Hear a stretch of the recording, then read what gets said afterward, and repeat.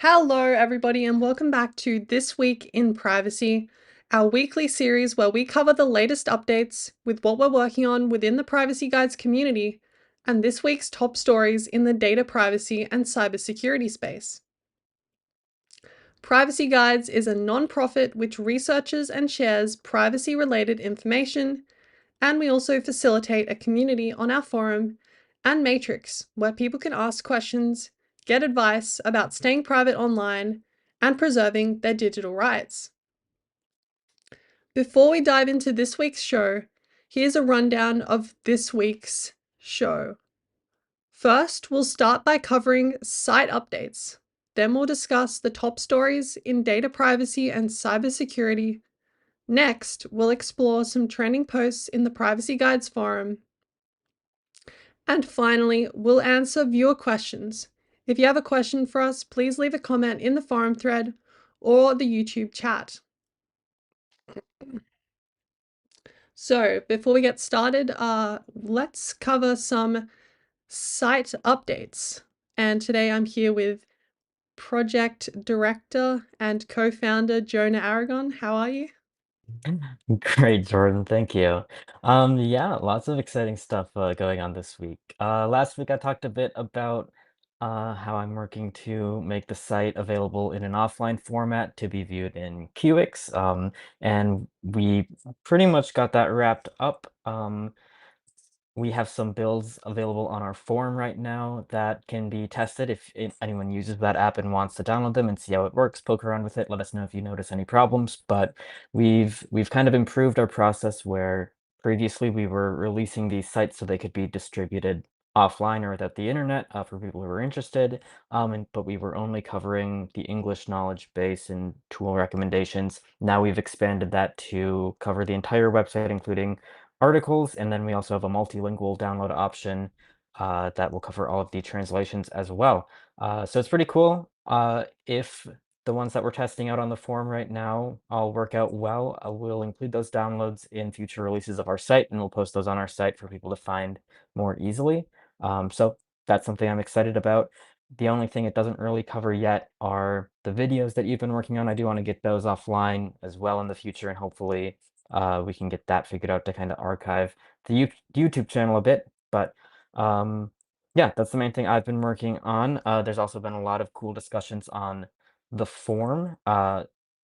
Just today, there's a lot of VPN related discussions that were open that I want to highlight. So if anyone watching this has any opinions about our VPN criteria, this is definitely the time to kind of make your voice heard while all these discussions are going on, or especially if you use a VPN or if you like a VPN that we don't necessarily recommend right now.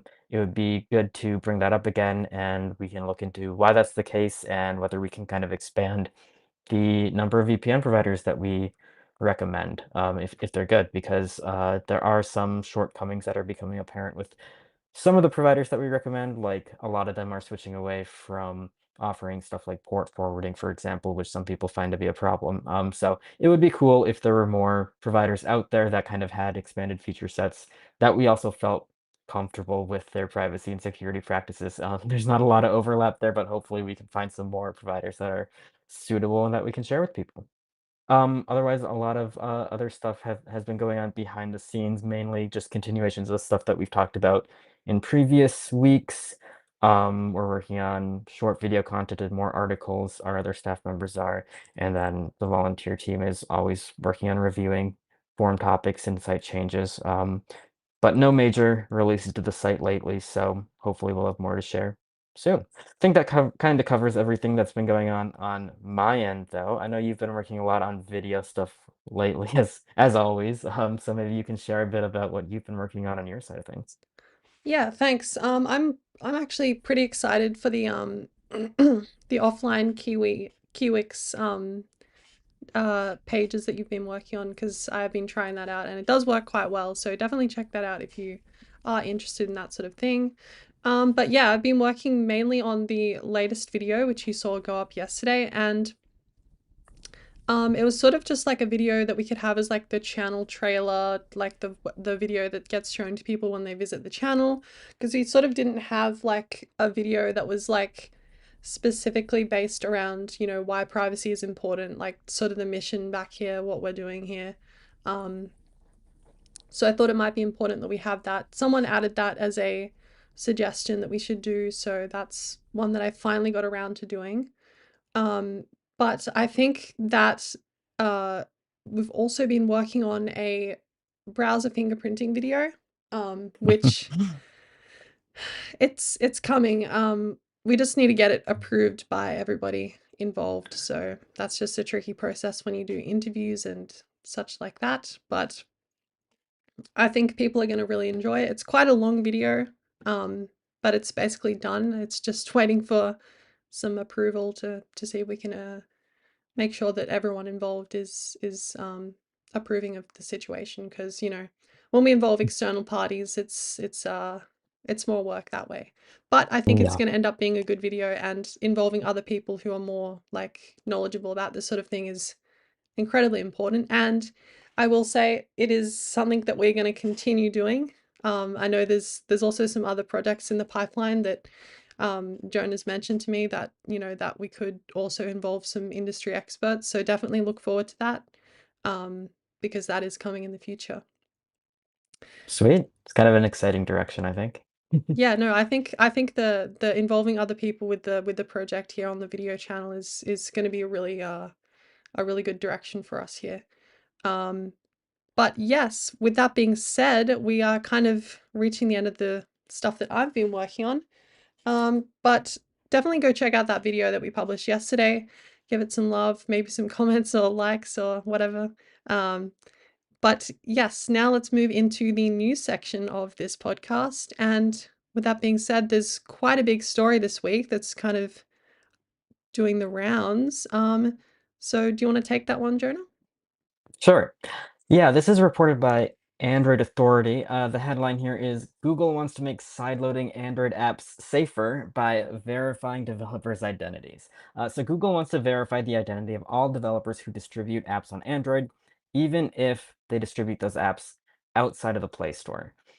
So the TLDR that they publish on Android Authority is basically that they will verify the identities of any developers who distribute any sort of Android apps.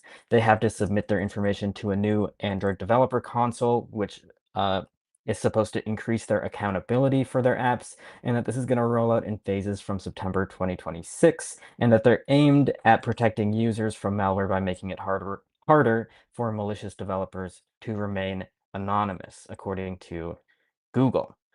Um, so this this restriction is going to apply to users who use certified Android devices, which means devices that ship with the Play Store, Play services, other Google mobile services, apps. It's kind of part of that whole Play services thing.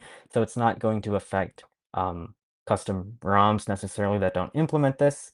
Um, they also say that they're only going to be verifying the identity of developers, and they're not going to be checking the content of those apps or their origin, so they're not going to be doing virus scanning or supposedly censoring based on content.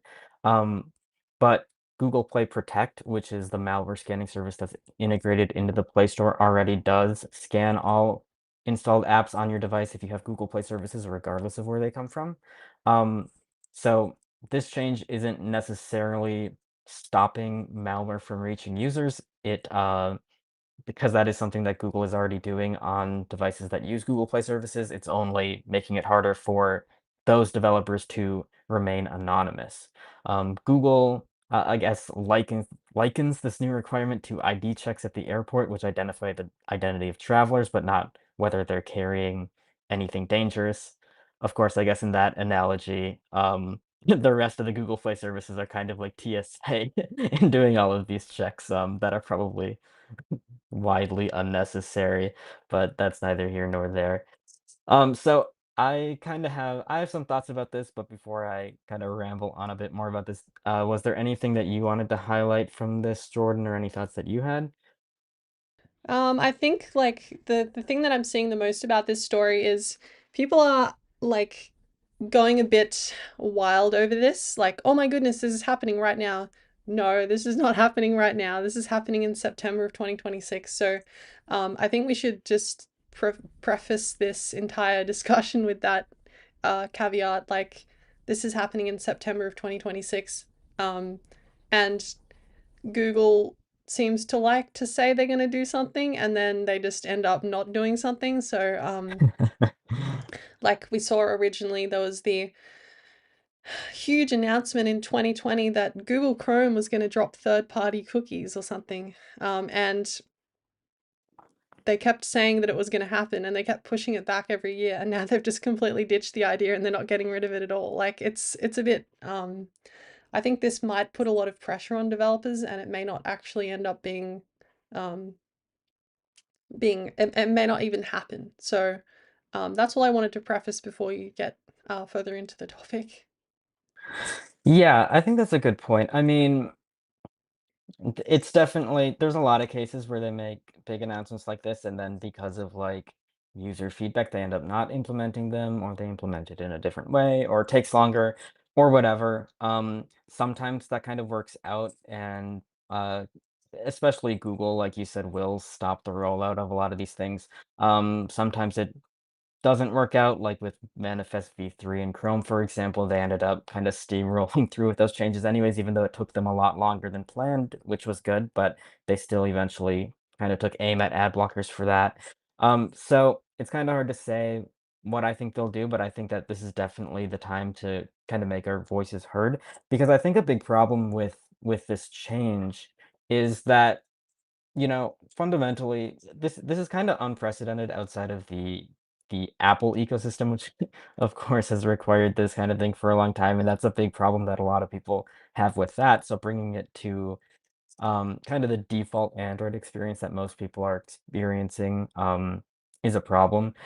Uh, the fact that it only affects stock Android, I think, lessens the blow a bit because like I have already mentioned earlier, a lot of the Play Protect stuff in Google Play app scanning that applies to all apps on your phone, that is going to take effect if you are on a Google Play device anyways. And so you're kind of giving up a lot of this freedom to Google when you're on stock Android, which is why um, I really just don't like stock Android in general. I think it's a terrible operating system to be based on. But I do think that this is kind of a bad precedent for software publishing in general, and especially if um, people decide to adopt this technology in other operating systems, or if they decide to kind of mandate this app scanning in the Android open source project like more deeply in the future, which could potentially apply to custom ROMs unless they remove that code, which kind of makes more burdens. You don't know if that will happen, but it is definitely a path that they could be going down.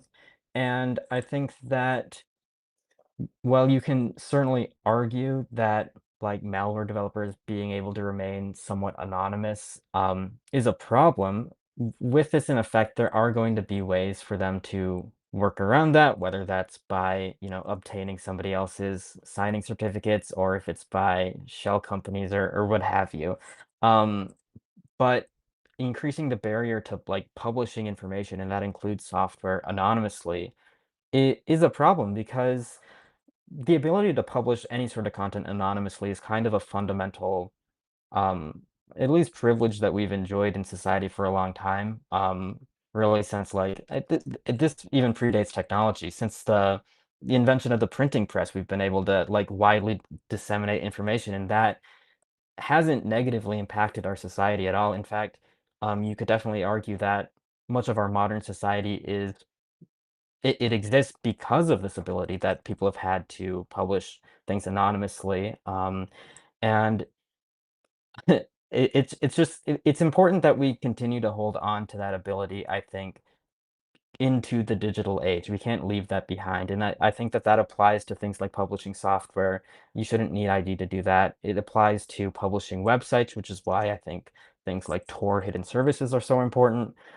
It really applies to any kind of like form of information communication. And so all of this push lately to add verification and restrictions and censorship and other barriers in front of access to information for people and on their client devices, I think is a big problem, and I think that people should be concerned about that.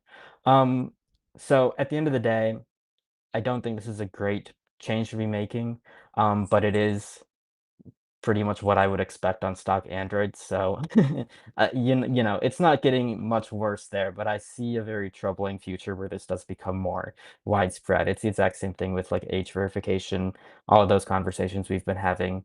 Um, you know, once we build this power and these abilities, it will be expanded upon and used for um, censorship and other malicious purposes. It's only a matter of time, I think. So, uh, it's a bad power to give up. Those are my Yeah. thoughts. No, I 100% agree. That's a good point you brought up about like the printing press because like I feel like we already sort of see this because if you look at like countries that have very like sort of restrictive laws on like internet access, internet censorship, like China, Russia, all these sort of countries, um, the app stores in those countries, they actually remove like content at the request of the government. Like Apple removes apps in China specifically when the Chinese government like wants them to remove something, right?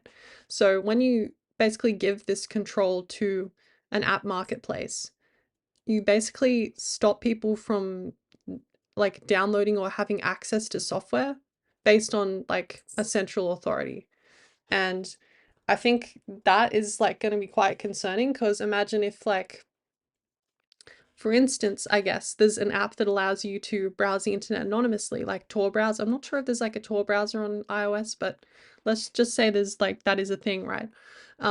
Then there would be the ability for the government to basically get that app removed, and then all the people using that app wouldn't be able to use it anymore because there would be no more updates. Like it's sort of problematic when you um, have this requirement of having all the apps come from a central like authority like Google or the Play Store. Um, Yeah, I mean, it's a central point of failure. There is a browser, Onion browser on iOS. There are some drawbacks compared to Tor browser, but we actually published a review of that on our blog if people are interested. I wanted to bring up like that printing press thing because I think a lot of people in this community, in our community, and like online and on the internet, when they talk about privacy and like the right to access information anonymously, a lot of people I think are in this mindset that this is a new problem and that these problems haven't really been thought of before and people are really championing championing them. Wow, can't speak because of the internet. And I really like if you look at this throughout history, that just isn't true. The need for privacy, the need to like be able to only share information that you willingly give out rather than have that information like kind of taken from you, and the ability to publish content and read content anonymously is something that we've had for a really long time, far before like computers and everything entered the scene. So it's just kind of a reminder that I like to share with people sometimes that this isn't new just because it's on a computer now. All of these problems, like you can research this more in depth and you can find a lot of examples throughout history. Stuff is this exact same kind of stuff is super important. yeah, and I think just to like change gears here, I think the thing that a lot of people are concerned about is like um, they're concerned that this might stop like the large ecosystem of apps that we have on Android devices being able to be disseminated because for instance, like an app like NewPipe, that isn't allowed to be published on the Google Play Store. Will Google allow this app to be installed on their devices? Will they allow like this developer to get verified? That's a concern that a lot of people have. Like these sort of apps that go against what Google wants. Uh, there's a possibility that you won't be able to install that on your own device. Like it's your device. You Mhm. should be able to choose what you want to install on it and what you don't want to install. So it's like taking away the control from people to do what they want with their own device, which is quite problematic. Yeah, I think there's a massive problem, especially for anyone publishing apps on like F-Droid right now. That's huge in like the open source community because people don't want to, interact with proprietary services, but it's also a matter of like a lot of people make Android apps for free and they don't want to interact with like systems where Google can or will potentially charge them for verification and certificates and stuff. And so they like these alternate sources for that reason. They like sources like F-Droid because you can publish apps that, like you said, wouldn't be allowed on the Play Store. And for anyone using these alternative app stores, that's gonna be a huge problem if you're also using stock Android, and it's clearly a very anti-competitive move, I think, to kind of require even users of other perfectly legitimate app stores like F-Droid and a Crescent uh, like and even other, like, proprietary app stores, like the Amazon App Store, for example. It's a burden for developers to have to, like, register their app with these different app stores and then also register with Google just for the ability to, um, like, compete with Google. That's clearly a huge problem, and not a power that Google should have. And it doesn't really make sense for them to have it, when their store already kind of does all of these checks for the people who do use Google Play. I think it's just kind of a wake-up call that if you are still like on stock Android or if you're like in this Google ecosystem, you kind of should reevaluate like all of the information that you're giving them and the power that you're giving them because it's a dangerous situation. I don't have a lot of good advice though, because I don't think the entire mobile ecosystem is much better. It's not like you can just switch to iOS. You can definitely switch to custom ROMs, and we recommend some on our site. But in a lot of those cases, like if you want to get the apps that you're used to, you're usually installing Google Play and kind of interacting with Google through that. At least in that case, these restrictions wouldn't apply because you can get like Google Play kind of limited to only the apps you get from that, and you can freely use non-Google Play apps and other apps outside of that with these systems. Like Graphene OS has the sandbox system, for example, which kind of limits Google's power outside of their own app store. But it's still a lot of Google Play usage, I think you see even on these custom ROMs, which is why I think the entire Android ecosystem, no matter if you're on stock Android or not, is not in great shape. It's definitely not in the state that it was, like, maybe 10 years ago. Um, and I think it's just very problematic, and it's not much better on the iOS side of things, so it's not great, and I hope to see better mobile options, in the future. Yeah, maybe there'll be like some development of like Linux phones or something. I don't know, we'll see. But Yeah, it feels maybe. like that's been going on for a while, and yeah, we've got like Linux desktop is like definitely in a much better state than it was, but it's still not quite there. But I think another important thing to think about is a lot of like the apps that try and like bypass these annoying like app store restrictions and whatnot. Um, a lot of apps have actually moved to websites instead. So they use like a web app, which basically bypasses Apple, bypasses Google. So that's an interesting like development I'm seeing. There's quite a few apps that have been like banned from the Google Play Store or like they don't meet the requirements, so they've created web apps instead. And I know one of the services that we recommend, like Crypty, they are sort of doing that. They're very like deep into like the PWA progressive web app pipeline because they don't want to like be listed on an app store. And I think that's definitely an interesting approach, but again, like not every single app can be a web app. And that's sort of but a lot of them can. So I don't know, it's an interesting time, but it's interesting to see different ways that developers are trying to like bypass this. But I think in a lot of cases we do have the ability to use the website, so there's at least some like way to get around not having to install apps and stuff. So Yeah, well, I mean, it depends on the site because there are plenty of mobile sites right now that are like, "Download our app, please," and show you a bunch of pop-ups and you can't do yeah. anything. And certainly not every app should be a web app. I mean, you shouldn't have to make a web app, right? I think web apps are cool, and I'm always kind of mixed on them because the web ecosystem is not in much of a better shape than the mobile ecosystem at the moment. And especially when it comes to web apps, because you really only have like Chromium and then Safari kind of implementing any sort of web app functionality at all. Firefox is still against this for some reason, and so you don't really see a lot of like the free and open source software community making alternative implementations that you can run web apps on. So you're kind of you're swapping it out for a system that is also controlled by Google in a lot of cases, which I think is a dangerous position to be in. So yeah, Google's causing a lot of problems, I think, in the web and the mobile ecosystem space. And right now we only have desktop operating systems kind of keeping things in check. And I would love to see, Linux phones somehow get so much better and possibly usable by anyone, but I think that right now they're not really at that state yet. But, who knows? Maybe 10 years will be the year of Linux on mobile or something. I don't know. I think like really we really need to just see like a major manufacturer just like dump a huge an obscene amount of money into it, because I don't see any way that it's going to progress at the way that it is now. Like it's just so far behind. It's just ridiculous.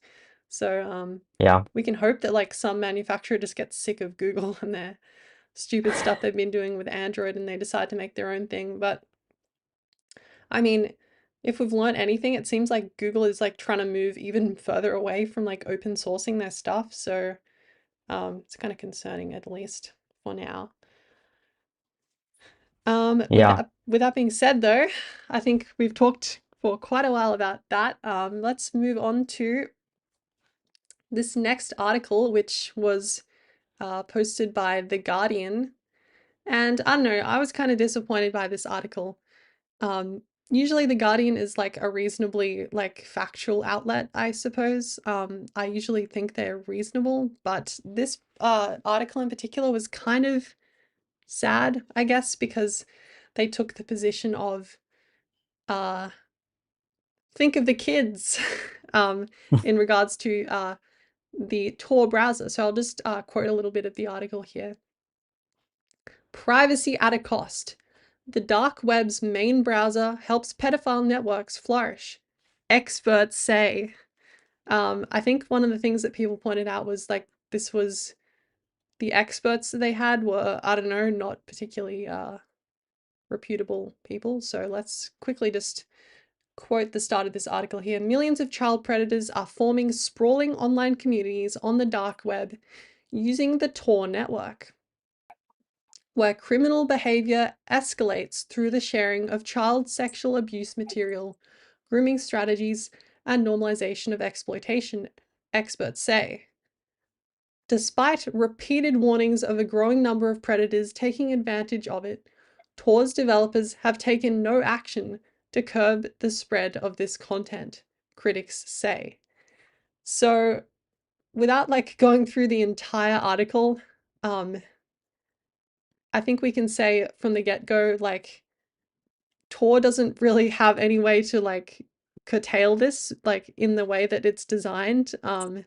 So I think this is sort of a bit disingenuous to write this article, but I know you had some very choice words for this one, Jonah, so let me just hand it off to you here.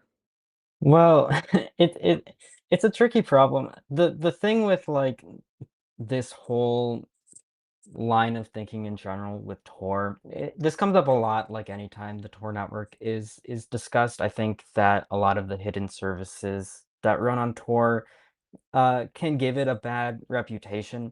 Even by the statistics in here, it's not even close to the majority of hidden services that are serving this content, but they're certainly out there, and it's a problem. But I think people don't recognize the fact that the Tor network is used mainly to access perfectly legitimate traffic on like ClearNet regular websites, not hidden services. So like browsing news websites, for example, but doing so anonymously because you live in a country that might restrict your access to that information.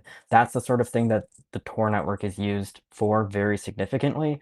Accessing onion sites or hidden services or the dark web on Tor it makes up I wanna say around 3.5 to 5% of all Tor traffic, which is not significant, and then in this article, we're talking about, maybe at most a tenth of that traffic is where they're seeing this problematic behavior that they mentioned in these studies.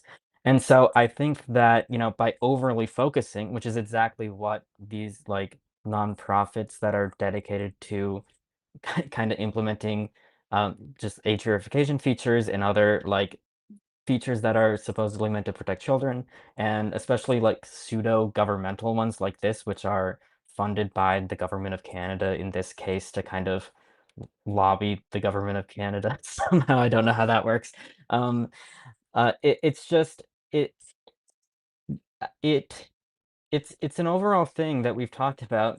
Again, we just talk about it every week because I don't know why, like, this summer and this year has really been the year of cracking down on any semblance of anonymity on the internet, but all governments are kind of operating in lockstep right now to get these changes across for some reason, and we're really disregarding the vast majority of this use, which is perfectly legitimate and benefits so many people. I mean, we're talking about over 95% of Tor traffic, which is used to access stuff on the regular internet, which, you know, there can be problematic stuff on the regular internet too, but this isn't a Tor problem. This is a wider problem, and it's a situation where our ability to access information and our ability to publish anonymously, like I was talking about before, is important, and we can't lose those benefits just to gain the small um the small benefits these that these organizations are advocating for,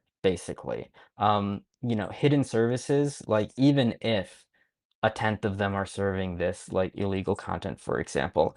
The importance of like having any service at all to publish information anonymously on the internet is super important because you don't have to rely on like domain name registrars. You don't have to rely on DNS providers. You don't even have to you don't have to rely on people who hand out IP addresses. All of these resources on the normal internet are administered by centralized nonprofit companies, and sometimes they do make decisions that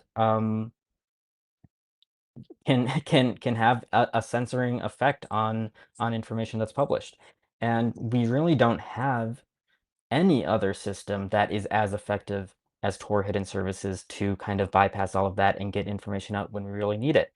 And not everyone has to publish information online anonymously, but for the people who do, it's a super important thing to have, and I don't think that we can just take that away, in the manner that they are proposing here.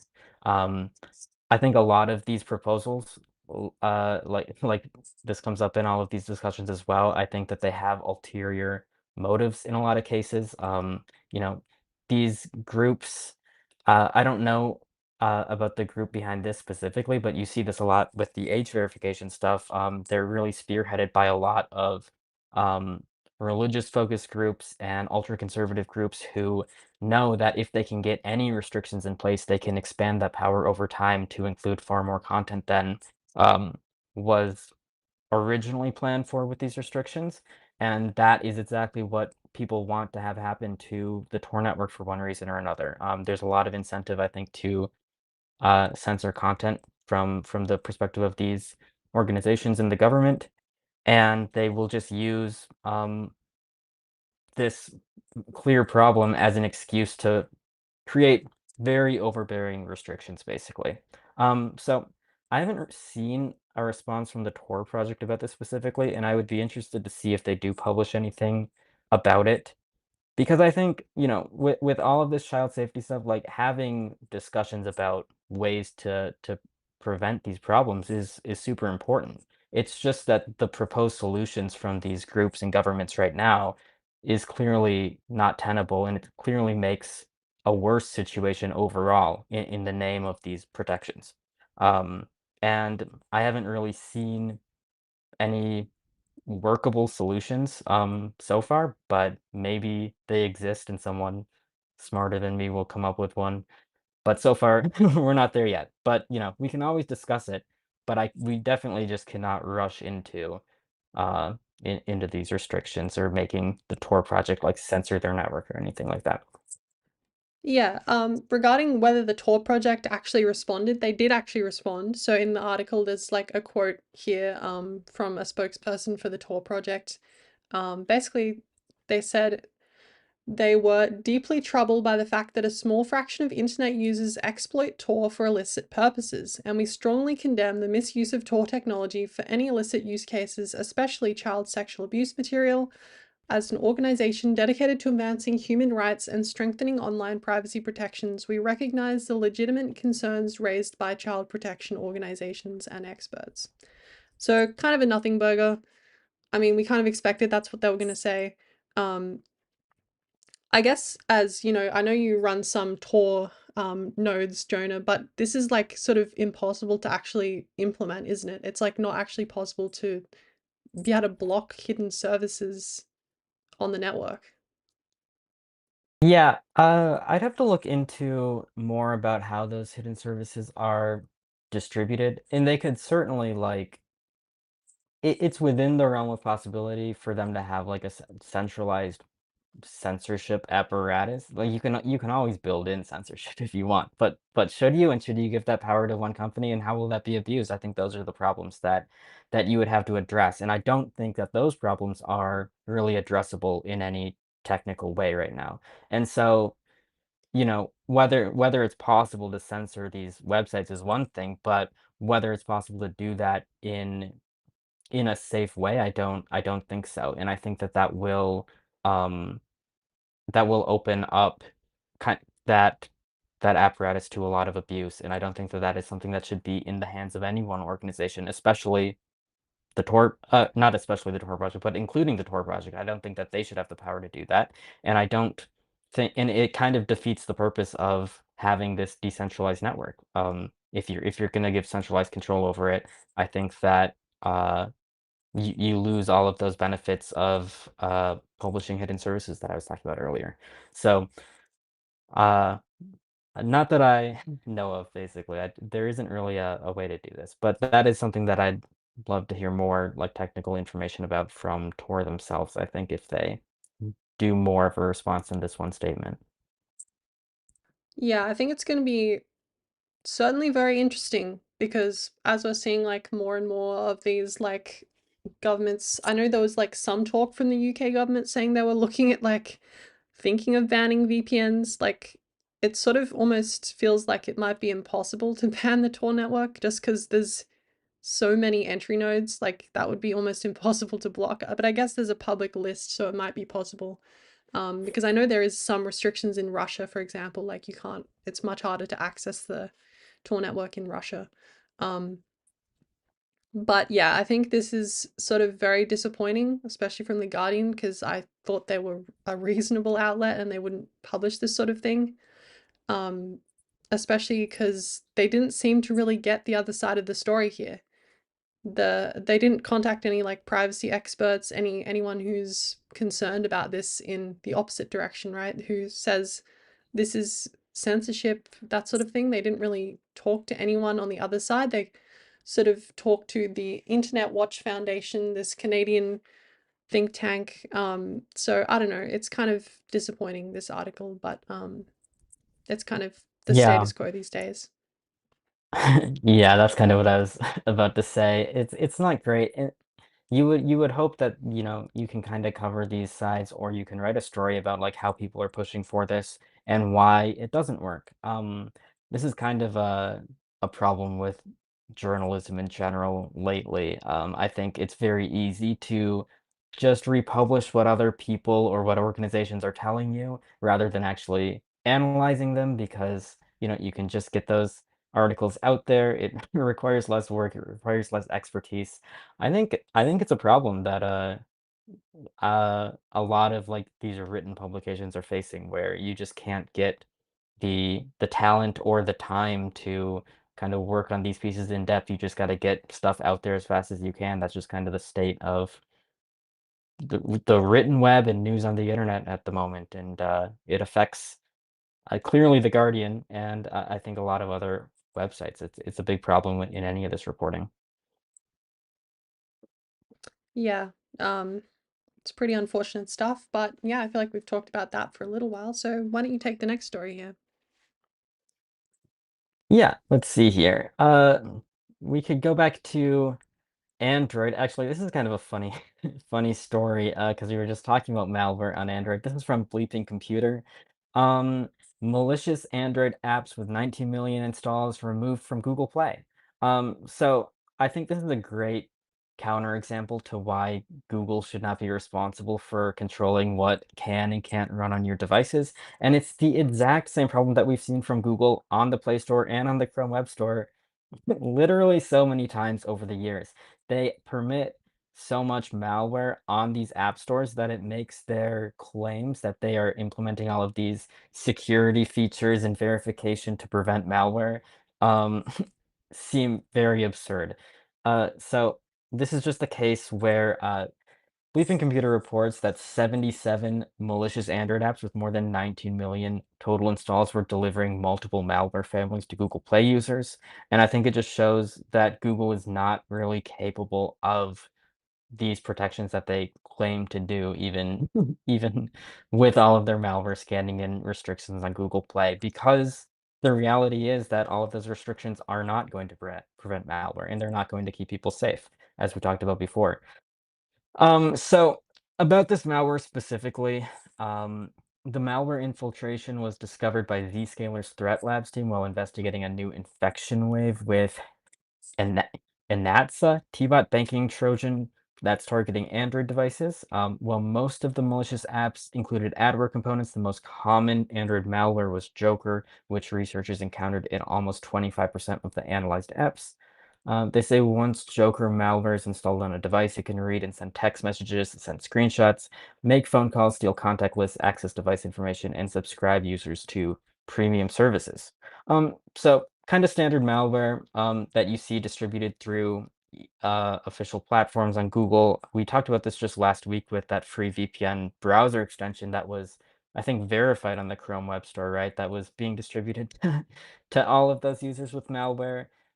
So I think this is going to be a recurring problem that we see, and hopefully there can be some solution to this. But yeah, whatever Google is doing is definitely not it. Did you notice anything in this article that you wanted to point out, though?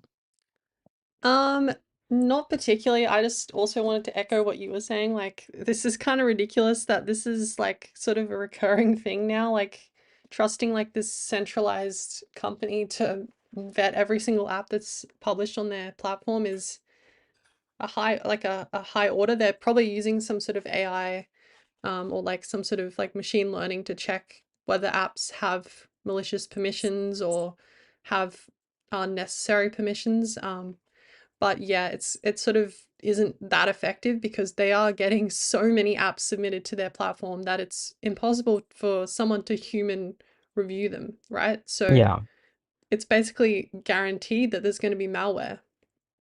So Yeah, I think yeah. that like these decentralized services and Google in particular, all they're doing is proving that the centralized app ecosystem that they created is kind of inherently unsafe. If we compare it to you know, alternate app store or app distribution methods, like what we have on computers or on Linux, for example, with different repos or dedicated like decentralized package maintainers, these tend to do better. And I think that having centralized app stores, a lot of the cybersecurity advice that you'll see or read is that you should like always verify the developers and verify these apps. But I think that the reality is having these app stores has kind of conditioned most users into trusting whatever's out there and assuming that someone else has done that verification work for them. And it's been a really bad exercise in user security education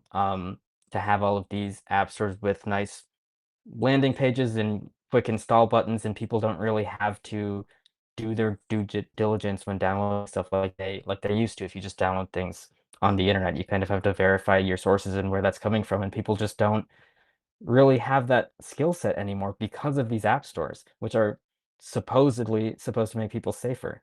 It's just a big failure, I think, in the whole mobile space, and it's a shame that uh, we kind of lost out on that, and we're losing out on that on desktop app ecosystems as well. So it's not a great situation to be in, and more centralization is definitely not the answer here.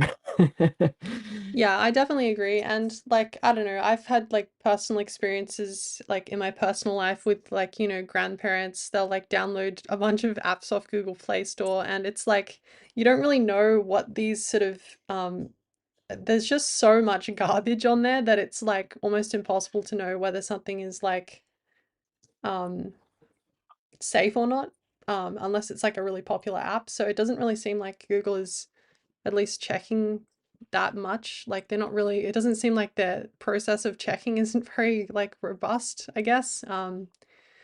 But yeah, this is kind of unfortunate. I mean, you can have a look at this article. You probably don't have any of these apps installed, but if you have people in your family that are like downloading whatever and literally any app that they see might be worth having a look, because they probably might have installed something on here. And as far as I'm aware, these apps were like very nondescript. Like this one here that they took a screenshot of is just like a file manager. So it's definitely possible if you're like looking to download some app and you just like click on any random one, it could be in the top list and it could be on someone you know's device. So I'd definitely take a look at that, if that's something you're concerned about. Did you have any more you wanted to add to this article, Jonah? No, I think that kind of wraps up everything I think about Android. We can move on to something else. Feels like it's a bit of a heavy Android week this week, but let's move Yeah. on to the next article here from Bleeping Computer. And it's FTC warns tech giants not to bow to foreign pressure on encryption. So recently we've been kind of seeing from the European Union, France, a couple of these different like countries in Europe and also the UK, like they're sort of being quite aggressive towards encrypted platforms, such as like earlier this year, Apple was forced to remove support for iCloud end-to-end encryption in the United Kingdom rather than adding a backdoor to the encryption. They removed it entirely.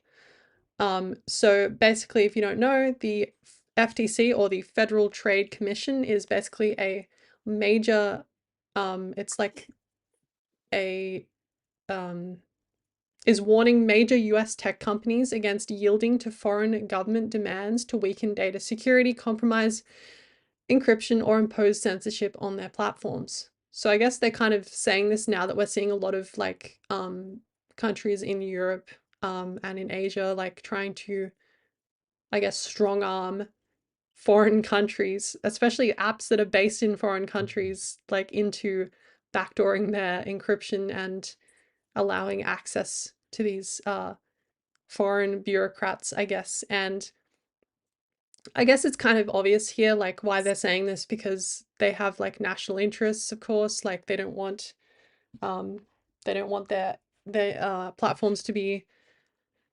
backdoored or allow, a degradation of security on their platforms. But yeah, it's interesting to see this.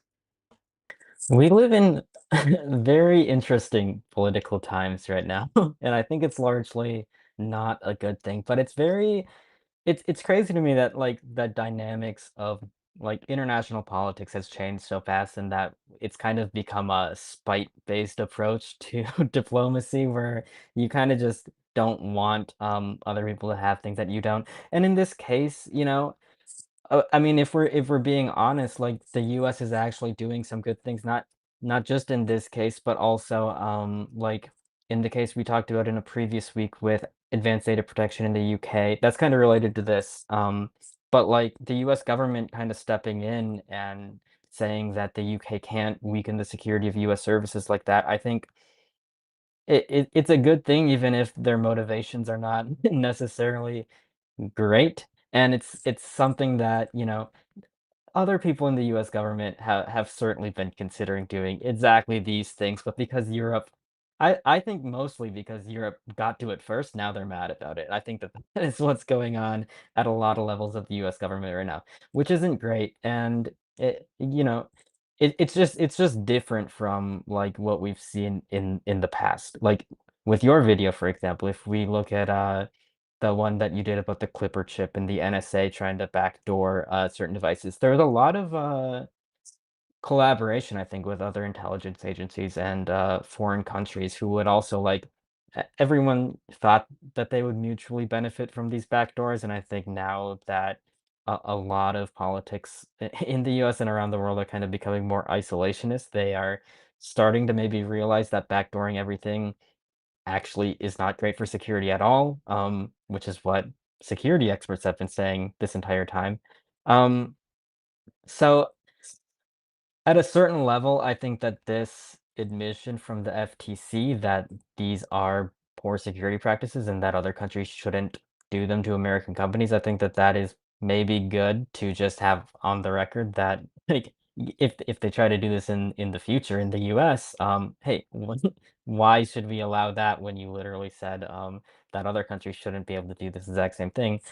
Um, and, like, the net result of this is that, uh, technology developers in the US, which don't just include big tech companies like Apple, but would include, nonprofits like Signal or the Tor Project, for example. It's a statement that they don't necessarily have to bow to foreign political pressure.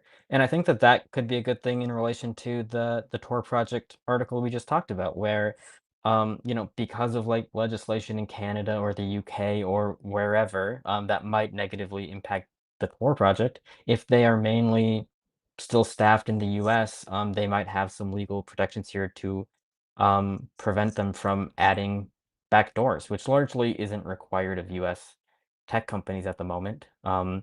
A lot of the problems you see with privacy and security with like US big tech companies like Google or Amazon or whatever, those are mostly voluntary things that those companies are just doing for fun or I can't speculate as to the reasons why these companies are want to invade your privacy so much, certainly for profit, but also there's probably deals with governments behind the scenes. But at the same time, because it's not a legal requirement, um, other companies like Signal or the Tor Project, for example, they do benefit from this lack of restriction a lot, and I think that it puts privacy software developers in the US in a pretty good position. So, um, yeah, it's a very strange article overall, but you can't be too mad about a government stepping in and saying, "Hey, don't backdoor our stuff," right?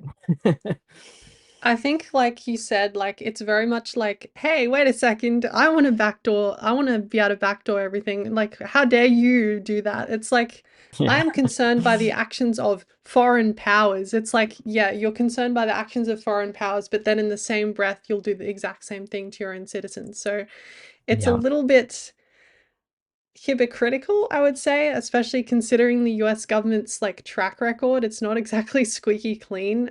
So it comes off a little bit, I don't know, disingenuous, I would say. Um, I think they're more concerned about like Americans' freedoms. I guess like they're more concerned about their own people than like a foreign country, I guess. They want to have that control than have another country have access to that, I guess. So it's like coming from a sort of cynical, I guess, need to access people's information, but they want to be the people to do it, not like another country. So, I mean, is this good in a lot of ways? I guess so. I mean, I don't know. It's kind of hard to say whether this is like a positive or not because it's just worded so strangely. Um, so I mean, for Americans, I guess this is positive because now you know that at least the FTC's position is that they are going to try and push back against any like foreign governments trying to impose these sort of backdoors. But that sort of leaves the door open for them to do that themselves. So, especially with how it's worded, they could easily sort of worm out of it if they wanted to. So, I don't know. It's good, I guess, that there is someone at the FTC who's concerned about this, but whether that concern is for the right reasons is certainly questionable. Yeah, Um, absolutely. did you have any more that you wanted to add about this one? No, I think that kind of sums it up. Sweet. Okay. So with that being said, now that's all the articles we have this week. Not too much going on, but just thought we should cover some of the important stuff. So just to go over what we talked about. First, we covered the Google wants to make sideloading Android apps safer by verifying developers' identities. Then we talked about the article from The Guardian where they basically were criticizing the Tor project and the Tor browser's ability for pedophiles to access sexual abuse material. Then we talked about the malicious Android apps on the Google Play Store. And finally, we talked about the FTC's warning of American tech companies. So with that being said, now we can sort of jump into the Q&A section of this live stream. So was there anything else that you saw that was sort of popping up that people had questions that you thought we should answer? Yeah, let me open up the forum thread on this. All right, I saw there so were some replies, but I didn't get a chance. Yeah, okay, you yeah, can go. so just quickly, just reading off the live stream chat here, we had a comment from Sod This. The Guardian has gone downhill, especially given how great they were with Snowden. No, I 100% agree. That's like really concerning. Like they've kind of, it feels like they definitely have uh, degraded in quality, especially considering that was like sort of quite a pivotal moment for them. So yeah, it was definitely disappointing to see that article from them. Mm-hmm. Uh, Hack or Swim on the forum asked, Google is doing these changes to how they approach Android, even though they have antitrust issues against them. Wouldn't this just make their case harder to defend? If they do have to sell Android or anything of the sort, how would Google's reach across the entire supply chain be handled? And that's a great point, and that is it doesn't seem like a great strategy for Google from an outside point of view, but I think that this is a problem with Android that I've been noticing for a long time. It's that I think Google is kind of preparing for the eventuality that they will have to sell Android, and that's why they're trying to claw back as many things as possible into Google Play services and not in Android itself. So I think, if Google has to sell Android, I think it's very likely that we will see a situation where Android itself kind of dies out and Google just basically runs like Android as a base, but it's an entirely proprietary operating system and apps on top of that, kind of all built in Google Play. And I think that that will, you know, that clearly to me would not be a good resolution from an antitrust perspective because they're just kind of doing the same thing under a different name. They'll probably call it Pixel OS or something. But I think that that will give them some amount of time away from regulators where they can kind of solidify um, their position with Android headsets even more. So that would not be a great outcome. Um, but I think that even if they're not forced to sell Android, that might still be the direction Google is heading in anyways. I think they are really trying to de-emphasize Android as much as possible over time, and they're trying to take as much as they can in-house and behind their hardware, and they're really only keeping up Android. It seems to be mostly for the sake of Samsung and app compatibility with them more than anything these days because there aren't a ton of other Android phone providers out there, just in general, and certainly not ones that Google would really care about at all, if we're being honest. And so, uh, it seems like Google is just kind of moving on as much as they can from the Android open source project, in my opinion. Uh, so it's not great. it definitely seems like that. I think like one important thing about this is like I don't know if it's definitely especially in like the United States and it's definitely the case in Australia. Android phones are somewhat in the minority, and this is very much not the case in a lot of places around the world. Like there's a bunch of manufacturers that neither of us have ever heard of that are like selling tens of millions of devices in like China, in India, in like all these like South Asian countries. Um, and I think especially if Google was to make this like completely proprietary and like lock that off, I think that would be quite concerning, especially because there's like quite a lot of devices that rely on Android being open source.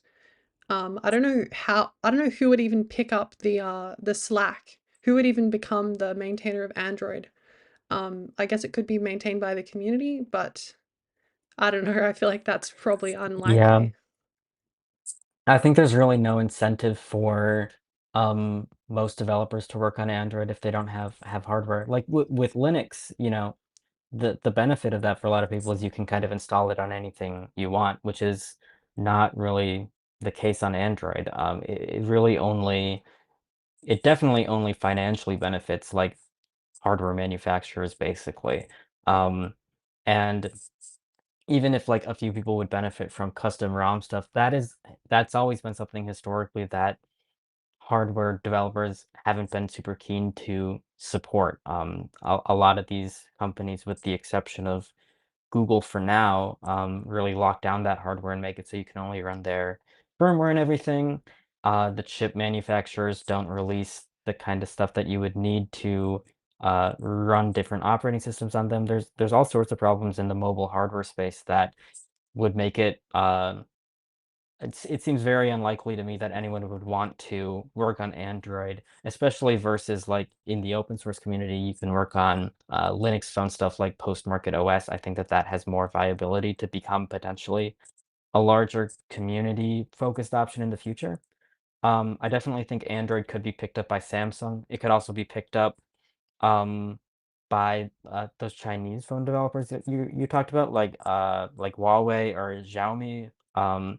I think that if that happens and Google kind of has to drop Android, I think the most likely case we'll see is that all of these companies will pick up Android, but they will take it in their own direction and keep it kind of proprietary for the most part. And so we'll see like Samsung working on Android, but not really necessarily giving back a lot of those changes because they're just building their own stuff on top of it. And we'll see the same thing from like major Chinese phone developers.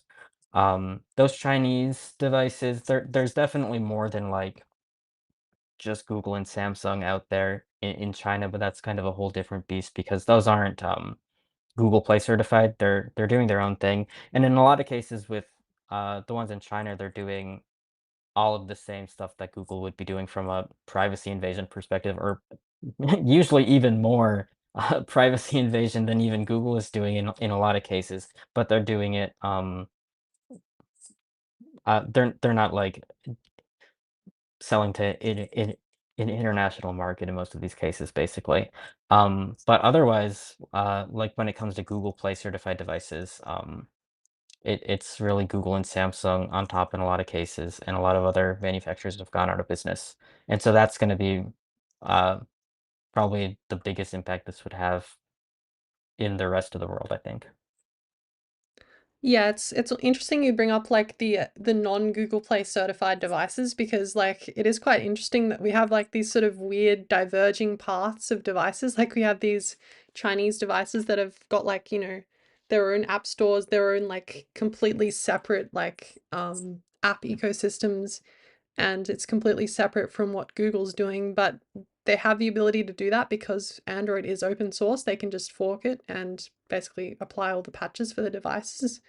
So maybe we'll see in the future that Samsung ends up like doing the same thing. They already are sort of in a position where they could do that because they have a lot of the apps, they're custom made for Samsung devices. So I mean all that would take was, them swapping out Google Play Store for their Samsung store, and that would sort of be pretty much it. Like they don't have that much reliance on Google in the first place.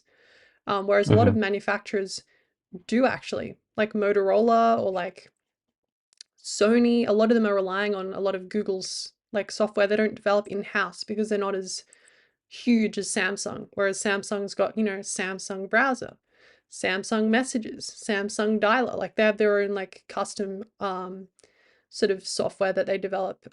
Whereas a lot of these other manufacturers have largely gone out of business. Because yeah, Hmm. it's kind of impossible to do that all in like in-house, I guess. Yeah. And so Hacker Swim on the forum also asked separately, what would be the best case scenario in light of these changes that have been happening to Android? And I think we could touch on that a bit as well.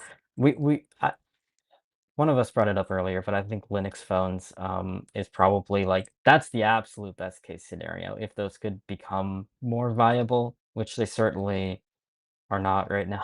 Don't get me wrong.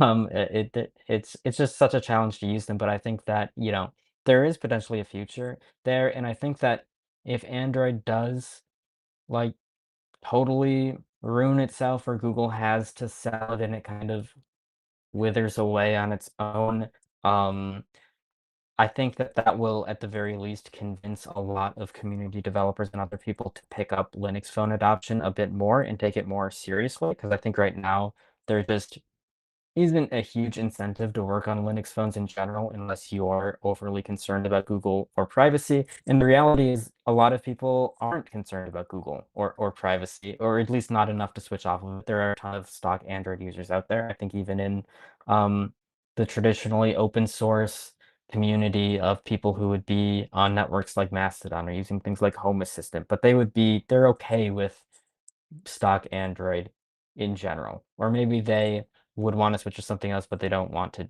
do something about it. But I think that if that whole ecosystem becomes more endangered, some of those people would move over to the Linux community and kind of pick up the slack. And I think that that wouldn't be a bad thing. But for that best case scenario to kind of work out, I think a lot of definitely security problems and also just a ton of usability problems on Linux have to be solved first. And maybe that'll happen. And maybe it won't, I don't know. It's like kind of the same conversation when you talk about like when is Linux at desktop going to actually become like sort of ubiquitous. And I think some of it's to do with like the fact that there's no pre-installed options, right? There's no like you can't go to like Yeah. Best Buy or like wherever, whatever store you have near you, and you can't buy one off the shelf. And it's sort of not really ready to be used by the average person, I would say. I mean, maybe that's a hot take, but I don't know.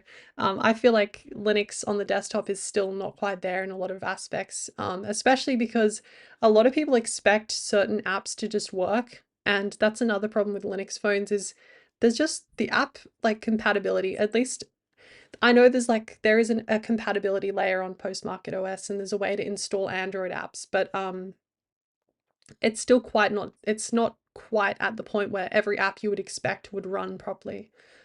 So yeah, just another thought that I had. Yeah. My maybe hot take is that I think a lot of these like really good open source projects are kind of forged out of like the big tech alternatives that exist at first becoming so bad that you really have no other choice but to but to develop them.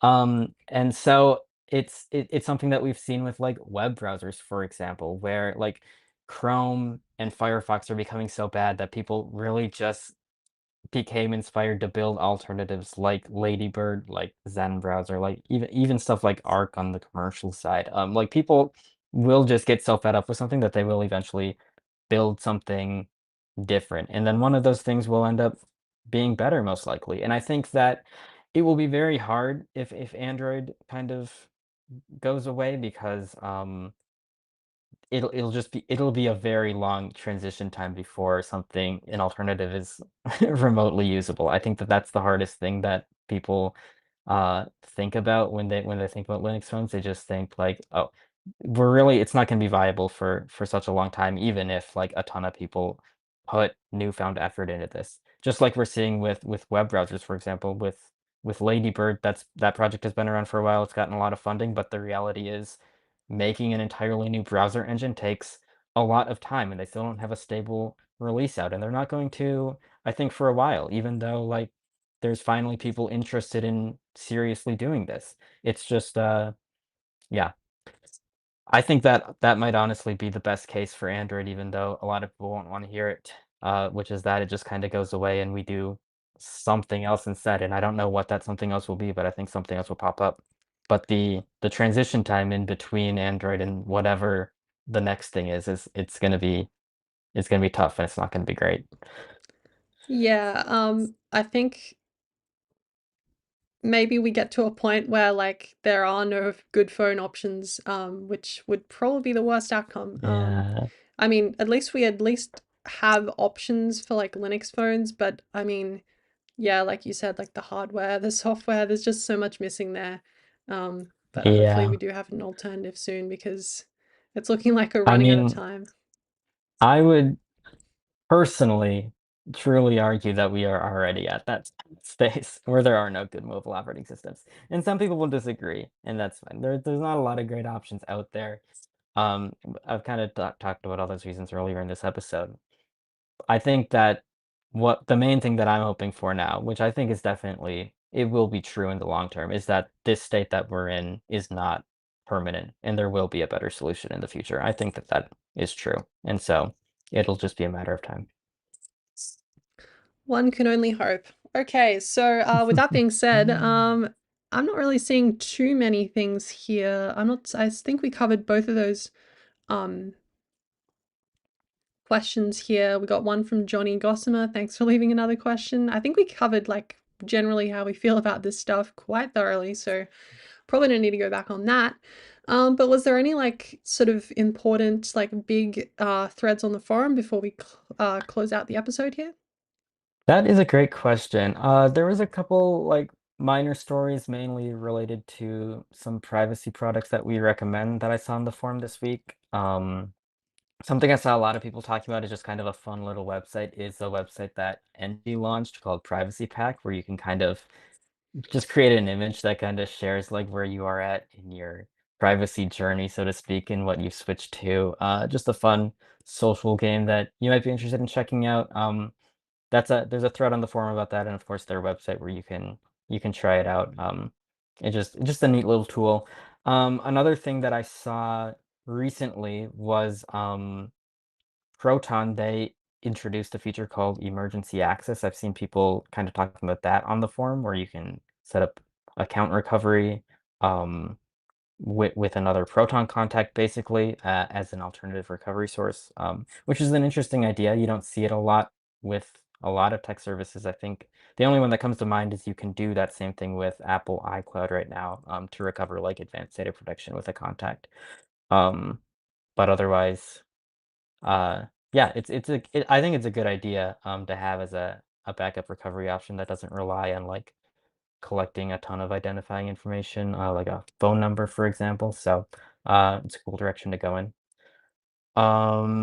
Otherwise, just trying to think back on things I've seen on the forum. I think that kind of covers most of the big stuff. Any final things from you? No, I didn't see that that was a thing, but yeah, definitely gonna, I definitely know some people that that's gonna be very helpful for, so I'll be sure to share that. But yeah, Sweet. if you do have a Proton account, definitely check that out because that is sort of a thing that you want to get set earlier than later, I would say, because yeah, you don't want to get locked out of encrypted data because that is going to be a huge pain in the butt for whoever is around afterwards. But anyway, with that being said, I guess we can close out the show here. Thank you everybody so much for watching this live stream or perhaps the video archive of the stream. As always, all the updates from This Week in Privacy will be shared here on the blog, I believe. So you can subscribe to your favorite RSS reader if you want to stay tuned, or you can subscribe to the Privacy Guides YouTube channel. And for people who prefer audio, we also have a podcast link as well. So if you prefer to listen to this afterwards as an audio file, we can also have that too. And with that being said, if you like what we're doing here and you want to support what we're doing, we are a non-profit organization that provides independent privacy information for everybody. And we would really appreciate it if you could make a donation if you really like what we're doing. You can do that by visiting the Privacy Guides website, and in the top right hand corner there is a red heart icon, and if you click that you'll be able to make a donation. We support cryptocurrency donations as well as like just fiat credit card donations. So if you do appreciate what we're doing and you want to see more of what we're doing, it enables us to make these live streams as well as the videos and articles and support our team. So definitely do that if you like what we're doing. And with that being said, thank you so much for watching. We'll see you next week. Thanks, everyone.